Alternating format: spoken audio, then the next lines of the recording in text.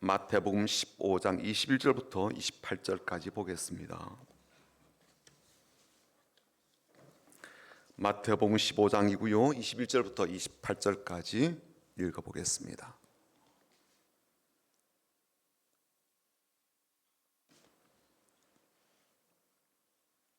네, 같이 읽겠습니다. 예수께서 거기서 나가서 두로와 시돈 지방으로 들어가시니 가나안 여자 하나가 그 지경에서 나와서 소리 질러 이르되 주 다윗의 자손이여 나를 불쌍히 여기소서 내 딸이 흉악하게 귀신 들렸나이다 하되 예수는 한 말씀도 대답하지 아니하시니 제자리 와서 청하여 말하되 사가 우리 뒤에서 소리를 지르오니 그를 보내소서. 예수께서 대답하여 이르시되 나는 이스라엘 집에 잃어버린 양 외에는 다른 데로 보내심을 받지 아니하였노라 하시니 여자가 와서 예수께 절하며 이르되 주여 저를 도우소서. 대답하여 이르시되 자녀 떡을 취하여 개들에게 던짐이 마땅하지 아니하니라. 여자가 이르되 주여 올소이다마는 개들도 제 주인의 상에서 떨어지는 푸스르기를 먹나이다 하니 이에 예수께서 대답하여 이르시되 여자여 내 믿음이 크도다 내 소원대로 되리라 하시니 그때로부터 그의 딸이 나으니라. 아멘. 이번 주 목요일이 동면에서 잠을 깨어 활동한다, 동물들도 그렇게 한다라는 경칩입니다. 신앙적인 긴 동면을 하는 분도 간혹 보면 계시는데요. 다시 신앙적 활동들을 재개하면 좋겠습니다. 기도의 자리로 또 예배의 자리로 하나님 앞에서 잘 살아내는, 하나님 앞에서 살아내는 믿음의 자리로 나올 수 있기를 바랍니다. 우리가 서로 신앙적 활동을 힘차게 또 재개하고 또 그렇게 활동하도록 3월 첫날부터 가벼운 발걸음으로 시작하도록 앞뒤 좌우로 보시면서 축복하고 인사할 텐데 주님의 이름으로 축복합니다라고 인사하겠습니다. 주님의 이름으로 축복합니다. 주님의 이름으로 축복합니다. 주님의 이름으로 축복합니다. 한번 인사할까요? 주님의 마음으로 사랑합니다. 주님 마음으로 사랑합니다. 주님 마음으로 사랑합니다. 이제 그야말로 봄이 되었으니까 그 사랑 은혜로 충만한 채로 힘차게 나아가는 사물이 되셨으면 좋겠습니다. 저는 지난주에 총신신대원 출신 목회자 동기 수련회를 좀 다녀오게 되었습니다. 2박 3일 동안 제주도에서 열리게 됐는데요. 사실은 좀 많이 망설였습니다. 이유는 뭐냐면 이 수련회가 저희 교회를 위한 것도 아니고 혹은 선교를 위한 것도 아니고요. 또 노예 활동을 위한 것도 아닌 그야말로 개인적으로 신학교 동기 목사들의 가족 모임이니까 불참하겠다라는 생각을 하고 신청을 하지 않았습니다. 그랬더니 자꾸만 동기들이 꼭 오라고 계속 그렇게 이야기해서 거절할 수가 없어서 그냥 일단은 표를 끊고 나중에 장로님께서 말씀을 드리고 가게 되었거든요. 결론적으로 말씀을 드리자면 안 갔으면 참 많이 후회하였다라는 그런 생각이 듭니다. 갔다 오니까 이제 그런 마음이 들긴 했습니다만 왜 그런 생각을 하게 되었는가 하면 가서 보고 느낀 것들이 참 많아서 그렇습니다. 그렇게 긴 시간이 아니죠. 2박 3일이니까 참 짧은 시간이었는데요. 가서 만난 그 동기 목사님들이 다 저보다 나이가 많아요. 저는 중간에 직장을 가거나 다른 어떤 것들을 하지 않고 쭉 그렇게 올라갔기 때문에 다 나이가 많고 그 중에 어떤 분들은 이미 은퇴한 분도 있습니다. 말하자면 좀 늦게 신학을 한 분들이죠. 근데 다들 목회를 30년 이상 한 분들이죠. 전도사부터 시작하면 다 30년 이상 한 목사들입니다. 근데 그런 분들과 만나서 이야기를 나누고 또 듣고 하면 어떤 생각이 드는가 하면 인생에 대해서, 부부의 삶에 대해서, 또 목회에 대해서 참 많은 것들을 생각하게 되고 깊은 깨달음을 갖게 되었습니다. 그래서 참 좋았어요. 저 개인적으로는 굉장히 의미 있는 시간을 보내고 돌아왔습니다. 마지막 날 밤에는 그 방배동에서 목회하는 그 친구 목사가 이제 설교를 하게 되었는데요. 그 설교가 거의 본인의 간증이었습니다. 저랑 비슷한 시기에 청빙을 받아서 교회를 섬기게 되었는데 이 목사님이 그 교회에 가게 되었을 때 그 당시 교회 상황이 참 어려움이 많았습니다. 왜 그랬는가 하면 교회가 두 파로 나누어져서 계속 싸우는 거예요. 교회가 전투적으로 싸우게 되면 어떤 일이 벌어집니까? 교인들이 떠난 일이 있겠죠. 그렇죠? 굉장히 많이 떠나게 되었습니다.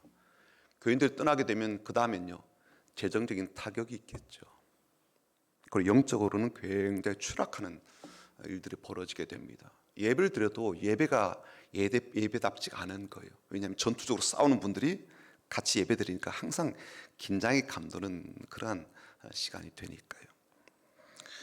그런 교회에 가셔서 목사님이 갈등을 잘 수습하고 안정되게 목회를 하게 되었고 뚝심 있게 이제 교회를 이제 이끌어 오게 된 겁니다. 참으로 어려운 그 일들을 잘 해내면서 그 목사님의 어떤 삶을 보면 뭐 성품이라든지 혹은 메시지라든지 혹은 목회적 능력이 참 남다르다라고 여기질 만한 그런 분이에요. 이분이 이제 교회로 청빙을 받아서 사역을 하게 되고 또 사역하게 되면 저처럼 이제 위임 예배를 드리잖아요, 그렇죠? 위임 목사가 되어서 위임 예배를 드리게 되는데 내일이 이제 바로 위임식 있는 날이어서 그 전날 밤에 그 위임 감사 예배 때 내가 어떤 감사 인사를 할까라고 생각하게 되고 하나님 앞에 기도하면서 준비를 하는 시간을 가졌답니다. 그런데 그렇게 준비하는 그 시간 동안 이상하게도 본인이 그동안 살아왔던 삶 가운데 저질렀던 수많은 죄들이 파노라마처럼 쫙 이렇게 펼쳐지더라는 거예요. 과거부터 지금까지 저지른 죄들을 보니까 뭐 감당할 수가 없을 정도여서 그날 밤에는 그렇게 울면서 회개하는 그런 기도의 시간을 가졌다고 합니다. 그리고 결국은 그 다음날 진행된 위임 감사 예배에서 이 목사님이 감사 인사를 어떻게 했는가 하면 이렇게 했다는 거예요. 내가 하나님이라면 이런 나를 목사로 세우지 않았을 겁니다. 내가 하나님이라면 이런 저를 이 교회 담임 목사로 보내지 않았을 겁니다. 내가 하나님이라면 이런 저를 하나님의 양들을 목양할 종으로 세우지 않았을 겁니다. 제가 이 자리에 서게 되고 여러분을 위한 목사로 청빙받아 부름을 받게 된 것은 전적으로 하나님의 긍휼이고 은혜입니다. 저의 허물을 덮어주시고 긍휼을 베푸셔서 하나님의 자녀를 맡겨서 목양하도록 그 사신 그 자체가 은혜일 뿐입니다. 전 그것밖에 말할 게 없습니다라고 그렇게 이야기를 했다는 거예요. 그 정도의 깊은 믿음과 영성을 가진 그런 친구 목사입니다. 그런데 그런 목사님의 가정에 하나님께서 이제 아들을 주셨어요. 태어나서 얼마 있지 않아서 보니까 좀 이상한 느낌이 들더라는 거죠. 집중력이 좀 떨어지고 산만한 그러한 경향을 보였는데 크면 나아지겠지라고 기다렸다는 거예요. 근데 그렇게 시간을 보내었는데 아이의 상태가 좀 나아지지 않고 조금씩 더 나빠지다 보니까 7살 때 검사를 하게 됐는데 장애 판정을 받게 된 거예요. 발달 장애가 있다라는 그런 판정을 받게 되었습니다. 그때부터 실제적으로 이 부부 목사님이 장애를 준 그런 부모가 된 거죠. 그때부터 날마다 이 아이를 위해서 집중해서 기도를 하게 되었습니다. 보통 장애를 가진 자녀를 둔 부모들의 공통된 소원이 있거든요. 그 소원이 뭔가 하면 내 아이보다 하루 더 사는 것. 그게 대부분의 장애 자녀를 둔 부모들의 소원이라고 하더라고요.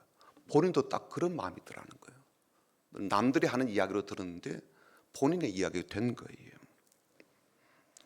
그래서 늘 기도가 뭐냐면 하나님 이 아들이 초등학교라도 들어갈 수가 있을까요? 들어가서 적응할 수가 있을까요? 그래도 초등학교라도 좀 다니면 좋겠습니다 라는 기도를 드렸는데 초등학교 입학한 거예요. 그리고 6년 동안 또 잘 다녔어요. 6년을 잘 다니니까 또 욕심이 생기는 거죠. 중학교로 들어갔으면. 또 중학교를 들어가게 되었어요.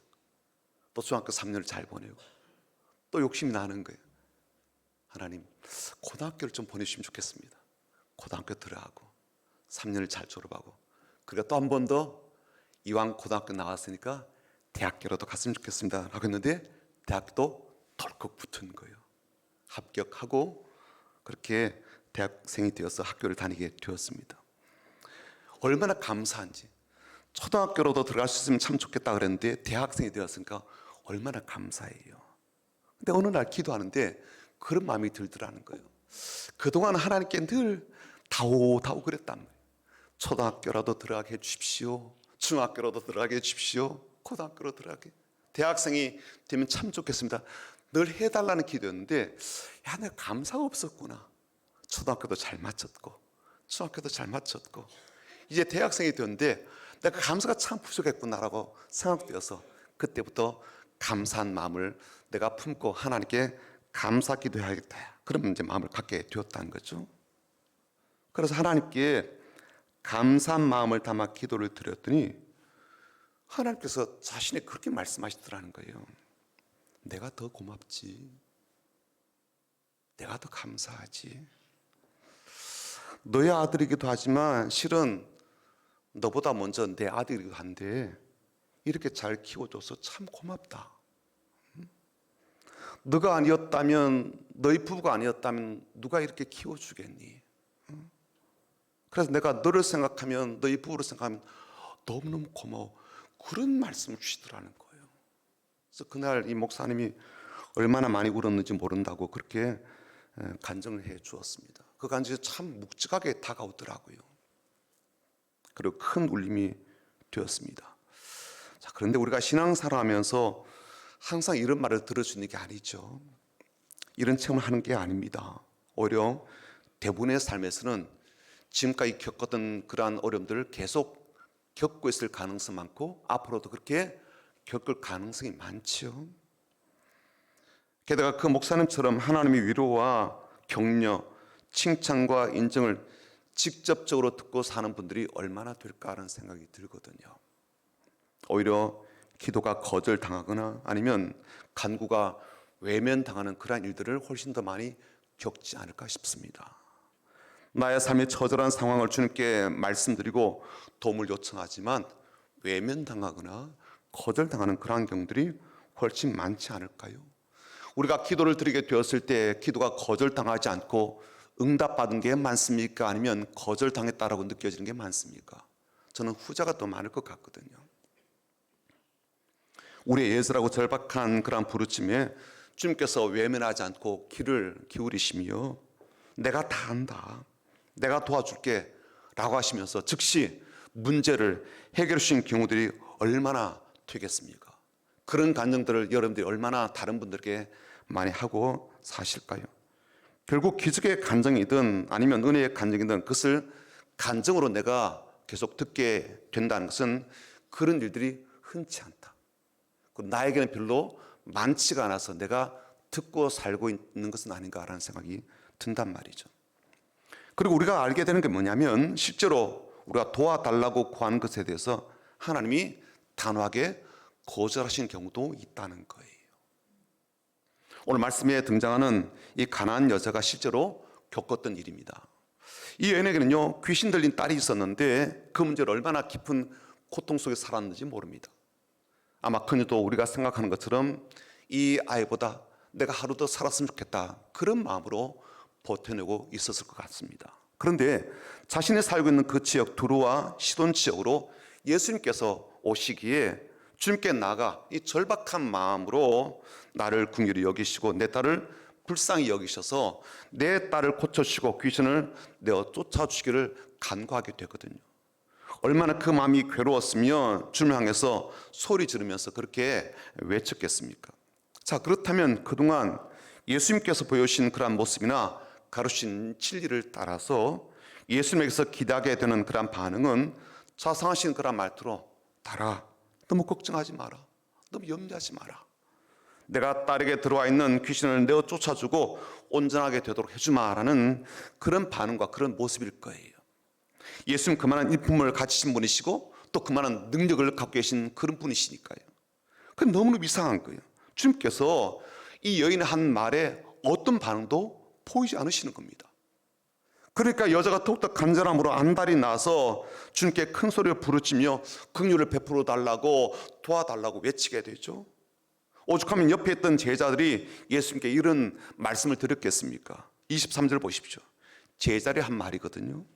예수는 한 말씀도 대답하지 아니하시니 제자리 와서 청하여 말하되 그 여자가 우리 뒤에서 소리를 지르오니 그를 보내소서. 제자들이 한 말은 이런 뜻일 겁니다. 주님도 그 여인이 이 소리 지르는 것을 들으시지 않습니까? 우리들에게도 들리는데 주님인들 못 들으시는 것은 아닐 테고, 그렇다면 양단 간에 결정을 하시죠. 고쳐주려면 고쳐주시고, 싫으시면 외면하지 마시고 여인에게 그만하라고 가라고 그렇게 말씀해 주시면 참 좋겠습니다. 여인이 계속 따라오면서 사정을 하는 것을 그래야 중단하지 않겠습니까? 주님께서 이렇게 반응이 없으시고 또 사람을 그렇게 취급하는 것은 사람으로서 할 도리가 아니지 않습니까? 라는 의미로 저는 그렇게 해석이 됩니다. 오죽하였으면 제자들도 이 여인의 애절함과 또 그에 반해 그런 그녀를 냉담하게 대하시는 주님 보고 민망해서 주님께 그런 말을 했지 않겠습니까? 주님이 고쳐주실 의향도 없고 그 여인에게 어떤 도움도 주실 마음도 생각도 없으시면 그렇게 해주시지 않겠다고 말씀을 해주셔야 이 상황이 마무리가 되고 여인도 포기하고 돌아가지 않겠어요? 그랬을까요? 주님께서 드디어 입을 열어서 여인을 향해서 이렇게 말씀을 해주십니다. 24절이요. 예수께서 대답하여 이르시되 나는 이스라엘 집에 잃어버린 양 외에는 다른 데로 보내심을 받지 아니하였노라 하시니. 예수님이 왜 이토록 이 여인에게 냉정하셨는지 냉담하셨는지 그 이유를 밝혀주십니다. 그 여인이 유대인이 아니란 이유 때문이에요. 나는 내 나라 유대인들을 위해서 보냄을 받고 그들을 위해서만 일한다라는 것이 이유였습니다. 그래서 딱 잘라 이야기를 하는 거예요. 듣고 보면 이유가 좀 납득이 됩니다. 예수님이 유대인이시니까 유대인만을 위해서 일한다, 내 족 유대를 위해서만 일한다, 섬긴다라는 말에 시비 걸 사람이 누가 있겠습니까? 부정할 사람도 없죠. 그런데 이상한 게 뭐냐면요, 21절이요. 이상한 점이 이렇습니다. 예수께서 거기서 나가서 두로와 시돈 지방으로 들어가시니라고 되어 있거든요. 두로와 시돈 지방은 이방인들이 사는 지역이에요. 한번 보시죠. 갈릴리가 오른쪽에 있고요, 두로와 시돈은 왼쪽 해변 쪽에 있어요. 유대인들이 사는 지역이 아닌 거예요. 게다가 마태복음 11장 22절에는 뭐라고 되어 있는가 하면 이 시돈과 두로가 심판날에 화가 있을 거래요. 물론 이스라엘 땅에 있는 그 지역보다도, 예를 들어서 뭐 베세다, 고라신, 뭐 가브나움보다도 훨씬 좀 견디기 쉽겠지만 그래도 두로와 시돈에도 심판이 임한다고 말씀을 하셨거든요. 근데 그런 곳으로 또 이방인들이 사는 지방으로 주님이 들어가시던 도중에 이 여인을 만났단 말이에요. 만약 주님께서 유대인만을 위해서 사역을 하시고 이 땅에 오셨다면 두로와 시돈 지역은 피하는 게 당연하죠. 이방인들이 사는 곳이니까 굳이 가실 이유가 없는 거예요. 이방인들이 가시는 곳으로 가시면서 나는 이스라엘의 잃어버린 양을 위해서 왔다라고 한 말이 앞뒤가 맞지가 않죠. 그랬을까요? 이 여인도 물러섬이 없습니다. 포기하지 않아요. 이젠 주님 앞으로 달려와서 절을 하면서 더 간절함으로 도와달라고 호소를 합니다. 25절 보십시오. 여자가 와서 예수께 절하며 이르되 주여 저를 도우소서. 그의 절박함이 느껴집니다. 사람의 시선은 아랑곳하지 않습니다. 주님의 냉담함에도 불구하고 여전히 주님을 붙잡고자 하는 절절함이 느껴집니다. 오죽하면 눈길 한번 제대로 주시지 않는 예수님 앞으로 다가와서 엎드려 절을 하였을까요? 수많은 사람이 지켜보아도 아랑곳하지 않고 그녀는 주님 앞에서 무릎을 꿇습니다. 그리고 다시 한 번 더 자신과 딸을 불쌍히 여겨달라고 읍소하게 되죠. 그럼도 주님은 더 냉랭하고 냉담하십니다. 그리고 어디에서 들을 수 없는 욕설 같은 말을 그녀 앞에 톡 던져 놓으시거든요. 26절을 보십시오. 대답하여 이르시되 자녀의 떡을 취하여 그 다음에요 개들에게 던짐이 마땅하지 아니하니라. 이 말씀의 내용은 명확합니다. 당신에게 줄 어떤 것도 없다, 개 같은 것들에게 줄 것은 아무것도 없다라는 말로 아주 비정하게 사람의 감정을 산산조각 내버리거든요. 어떤 분은 주님께서 말씀하신 이 개라는 표현은 우리가 일반적으로 욕을 할 때 쓰는 그런 말은 아니다, 오히려 애완견을 표현한 것이다 라고 그렇게 설명을 순하게 그렇게 하더라도, 그래서 예수님께서 하신 말씀이기 때문에 그 의미를 좀 수위를 조절해서 해석을 한다 할지라도 유대인들은 사람이고 유대인들은 자녀이지만 가난한 여자와 그 딸은요 동물이고 개라는 그런 뜻이잖아요. 그렇게밖에 해석할 수 없습니다. 그래서 그 개가 뭐 애완견이라 할지라도 개 같은 이방인들에게 줄 건 없다라는 그런 의미를 뭐 벗어날 수 없죠. 그런 의미가 달라지는 건 아니에요. 저는 그래서 아직도 이 부분이 이해가 안 됩니다. 이해가 안 돼요. 주님께서 왜 그러신지 이해가 안 된다고요. 왜 그렇게 말씀하시는지, 왜 그런 식으로 거절하시는지 이해가 안 되는 거예요. 싫다면 내가 못하겠다면 그렇게 싫다라고 하시고 못하겠다 그러시면 되잖아요. 안 하겠다 그러시면 된다고요.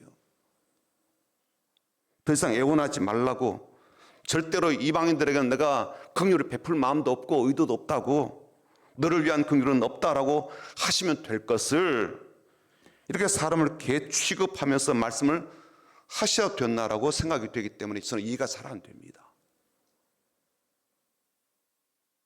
그렇게까지 모욕을 줄 일은 아니잖아요. 그렇지 않아요? 고쳐줄 것이 아니시라면 그렇게까지 말씀하시면 안 된다고 저는 생각이 되거든요. 구어제에게 밥을 주기 싫다고 쪽밥까지 박살 낼 이유가 있어요. 왜 그러시냐고요. 게다가 뭐 개 같은 거지라고까지 욕할 이유는 없지요. 줄 것 없다 그러고 문 닫으면 그뿐일 걸 왜 개 같은 거지라고 그래요? 문전박대하는 것도 이해하기 어려운데 그렇게 사람 인격을 짓밟아 놓는 말을 하면서까지 거절할 일은 아니지 않습니까? 가난한 여자는 그렇게 대해도 괜찮은 거예요? 이방인이란 이유로 그렇게 막 대해도 괜찮은 겁니까? 인격이 있는데. 그런데 우리 주님이 그 여인을 그렇게 대하셨어요. 그것도 딸이 아파서 찾아온 불쌍한 엄마에게 그렇게 대했단 말이에요. 이해가 안 되는 거죠. 저는. 이쯤 되면 이 여인도 포기하고 물러설 법합니다. 엎드려 절을 하고 사정해도 개 같은 존재라고 그렇게 막말하실 정도라면 내가 아무리 애원해도 더 이상은 안 되겠구나라고 생각이 되어서 내가 돌았을 것 같단 말이죠. 그렇게 꿈쩍도 않으시는 예수님의 마음을 무슨 수로 돌려놓을 수가 있겠습니까? 내가 가난한 여자라고 저렇게 나오시는데 무슨 말로 예수님을 설득할 수가 있겠냐고요. 근데 여인은요, 그렇게 말씀하시는 예수님에게서 물러서지 않고 이렇게 다시 말씀을 드립니다. 27절 한번 보시죠. 같이 읽어보겠습니다. 여자가 이르되 주여 올소이다마는 개들도 제 주인의 상에서 떨어지는 부스러기를 먹나이다. 예수님께서 하신 그 말씀이 옳다는 거예요. 옳지 않죠. 어떻게 그 말이 옳아요? 감정이 무너지게 하는 그런 말인데, 아주 나쁜 말인데 그게 어떻게 옳아요? 그런데도 유대인과 이방인 사이에 그런 차이가 있다는 것, 그래요, 인정합니다. 그렇게 이야기를 하는 거예요.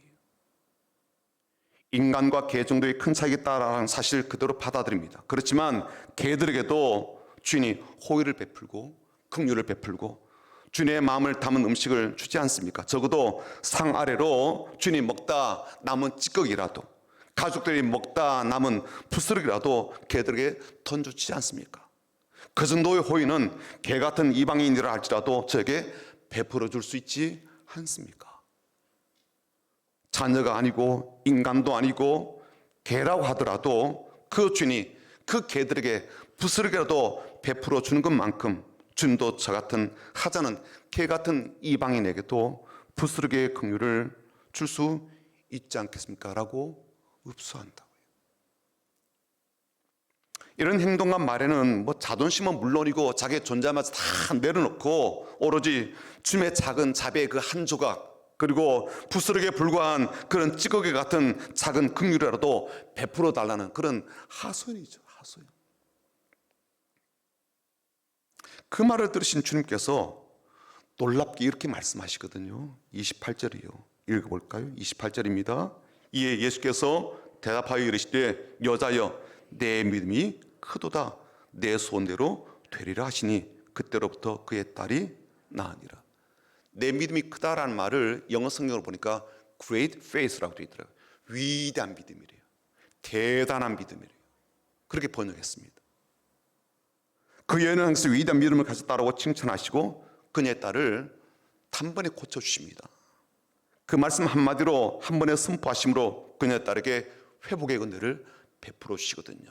자, 그렇다면 주님은 이 여인에게서 어떤 위대한 믿음을 보셨을까? 그녀에게서 무엇을 보셨기에 큰 믿음을 가졌다고 하실까? 그녀에게서 발견하시고 인정하신 그녀의 위대한 믿음의 근거는 뭘까? 더불어서 특히 우리는 주님이 우리의 간구를 외면하시게 될 때, 우리의 기도를 거절하신다라고 그렇게 느껴지게 될 때, 주님께서 우리의 기도를 외면하신 것처럼 그렇게 보이게 될 때 우리가 어떤 믿음이 필요할까? 한 4가지로 잠깐 보겠습니다. 첫 번째는 그래도 예수님이 나의 주님이심을 믿고 고백하는 거예요. 주님께서 이 여인을 향하여 위대한 믿음을 가졌다라고 칭찬하신 것은 그녀가 예수님을 제대로 알고 믿고 있었기 때문입니다. 이 여인이 예수님에게 와서 첫 번째 한 말이 뭐였는가 하면 22절이거든요. 주 다윗의 자손이여, 그렇게 부릅니다. 이 여인은요, 예수님의 신적 특성에 대해서 정확하게 표현하는 거예요. 이 여자는 이방인이잖아요. 하지만 유대인들보다도 훨씬 더 정확하게 예수님의 신적 정체성을 알고 있고 그렇게 믿고 부르고 있습니다. 예수님이 다윗의 후손으로 오신 주님이심을 믿고 그렇게 부르고 있단 말이죠. 그녀는 예수님께서 그냥 갈릴리 나사렛에서 살고 있는 유대인 예수가 아니었던 거예요. 다윗의 후손으로 오신 메시아, 구원자이기에 나의 주님이라고 계속 고백을 하는 겁니다. 그래서 예수님 향해서 뭐라고 부르는가 하면 주여 주여라고 계속 부르거든요. 한번 보시죠. 25절이요. 여자가 와서 예수께 절하며 이르되 주여 저를 도우소서. 27절이요. 여자가 이르되 주여 올소이다. 그 상황에서 자신을 그렇게 말씀하시는 예수님께서 주님으로 보일 수가 있겠습니까? 그렇게 말을 하는데, 나에게 그렇게 말을 하는데, 인간 취급도 하지 않는데 주님으로 보이겠습니까? 사람으로 보이겠냐고요. 이토록 야박하게 자신을 개 취급하고 거절하는 그 예수님이 어떻게 나를 위한 구원자로 여겨지겠습니까? 그런데도 이 여인은 그 예수님을 나의 주님이라고 부릅니다. 그 주님이 하신 모든 말씀이 옳다라고 인정합니다. 그 고백이 이 여인의 믿음의 표현이었고 그것이 주님께 깊은 울림이 되었던 것이죠. 사랑하는 여러분, 나의 상황이 외면당하고 나의 간구가 거절당하는 그런 가운데서도 여전히 예수님만이 나의 주님이시다라는 그 사실에는 변함이 없고 확신이 흔들림이 없기를 주님의 이름으로 축복합니다. 두 번째는요, 그 주님께 긍휼을 베풀어 주도록 간절하게 구하는 겁니다. 그녀는 주님께 반복해서 요청합니다. 자기 딸을 살려달라고, 고쳐달라고, 치료해달라고 그렇게 요청하는 것이었지만 또 한편으로 그 주님에게 긍휼을 베풀어 달라고 이야기를 하거든요. 의도는 그래요. 고쳐달라는 의도예요. 하지만 표현은요, 긍휼을 베풀어 달래. 이 말이 우리에게 시사하는 바가 있지 않습니까? 절박하면 절박할수록 그녀는 주님으로부터 뭘 구해요? 긍휼을 구하더라고요. 긍휼. 외면당하면 외면당할수록 긍휼을 구합니다. 너에게 어떤 은혜도 줄 게 없고 복을 줄 게 없다라고 그렇게 이야기해도 그 얘는 그래서 긍휼을 베풀어 달래요. 여전히 나에게 주님께서 내게 구원자가 되시고 내게 주님 되시기에 자신에게 긍휼을 베풀어 줄 수 있는 유일한 구원자를 믿고 계속 긍휼을 구하더라. 그 여인이 우리 주님이 그런 마음을 품고 계신 분이심을 믿지 않고 어떻게 그렇게 구할 수가 있겠습니까? 세 번째는요, 주님이 거절해도 매몰차게 냉정하게 대해도 포기하지 않는 그런 마음을 가졌습니다. 여러분, 아무리 내가 절박한 상황이 있다 할지라도 이 정도로 거절하고 이 정도로 냉담하게 대하면 대부분 사람들은 발걸음을 아마 돌릴 겁니다. 나 교회 안 가. 내가 그런 꼬라지 보려고 내가 교회 갔을까? 안 간다. 그렇게 내가 무시당하는데 내가 왜 가나? 안 가. 다시는 안 간다. 인종 문제를 들고 나와서 그렇게 싫다고 거절하면 어떻게 하겠습니까? 네가 한국 사람이어서 나 못해줘. 그러면 어떡하겠냐고요. 내가 해볼 수 없는 무력함 가운데 그렇게 될 수밖에 없는 이슈를 꺼내서 거절하신다면 더 이상 그 자리에 있을 이유도 없고요. 주님께 매달릴 이유도 없죠. 그런데도 여인은 포기하지 않습니다. 개 같은 존재와 별반 다를 바 없다라고 이야기를 하셔도 모욕적인 말을 그렇게 듣고도 끝까지 참고 주의 긍휼을 구하더라고요. 끝까지. 네 번째 마지막으로 주님이 어떤 말씀을 하셔도 주님은 옳습니다라고 하는 절대적인 신뢰의 마음을 가진 것을 볼 수가 있습니다. 이미 말씀드린 대로 예수님의 행동과 예수님의 말이 사실 일치가 하지 않아요. 이방인들을 위해서 온 것이 아니라 유대인들과 내 나라 사람들을 위해서 오셨다라고 한다면 두루와 시돈 지역으로 들어갈 이유가 없지요. 그리고 이방인들에 대해서 그렇게 냉정하고 좁은 마음이라면 주님께서 사랑이라고 외치는 것도요, 앞뒤가 맞지 않는 거예요. 그 사람 얼마나 이기적 사랑이고 얼마나 자기 민족 중심적인 그런 사랑입니까? 그리고 사람을 앞에 두고 어떻게 개라는 표현을 해요? 그건 막말치고는요 너무 심한 말이고요, 너무 모욕적인 말이에요. 그런데도 이 여인은 그 말씀조차도 옳습니다라고 인정합니다. 이방인들에게는 은혜를 베푸지 않는다는 그 말씀과 그 생각, 주님께서 가지신 말씀이고 생각이라면, 주님께서 하신 것이라면 옳습니다라고 인정을 하더라고요. 내 생각이 맞지 않아도 주님께서 하신 말씀이라면 옳습니다라고 인정해요. 여러분, 이 주님 옳습니다라고 했던 이 여인의 말이 어떤 의미를 담고 있을 것 같아요? 저는 이렇게 생각이 되더라고요. 그래서 제가 주님께 내 아이를 고쳐달라는 것은 당연한 권리가 아니라 작은 은혜를 구하는 것이고 작은 조각의 긍휼을 구하는 것입니다. 저를 불쌍히 여기시고 작은 조각의 긍휼을 베풀어 달라고 하는 것입니다. 권리가 아니라 긍휼을 구하고 있기 때문이라고 저는 그렇게 이해가 되는 거예요. 주님께서 보실 때 이처럼 이 여인의 간구와 마음과 태도 속에 얼마나 큰 믿음을 가졌는지를 보시게 된 것이죠. 사랑하는 여러분, 그래서 이름도 없고 가난한 여자일 뿐인 이 엄마의 믿음을 주는 이렇게 위대하다고 큰 믿음이라고 말씀을 해주셨고, 성경에 기록해서까지 우리에게 그 사실을 알려주시고 하신 것을 알 수가 있습니다. 오늘 우리들에게도 그런 믿음을 가지도록, 그런 믿음이 얼마나 주님께서 기대하시고 원하시는지 그것을 알려주시려고, 또 그런 믿음을 보시고 얼마나 주님께서 놀라운 긍휼과 자비와 은혜를, 복을 받아 누리게 하시는지를 알려주시는 그런 목적에서 이 이야기를 우리에게 들려주신 것 아니겠습니까? 때때로 주님께서 우리의 기도를 외면하는 듯이 그렇게 생각되기도 하고, 우리의 간구를 거절하는 것이 참 분명해라고 느껴진다 할지라도, 그래도 예수님은 내 삶의 유일한 주인이시다라는 고백은 변함없이, 그리고 주님께 또 긍휼을 구하며 나아가고 절대적 신뢰의 마음과 포기하지 않는 그러한 믿음을 갖고 나가는 위대한 종들이 다 되시고 큰 믿음의 사람들이 다 되시기를 주님의 이름으로 축복합니다. 아멘.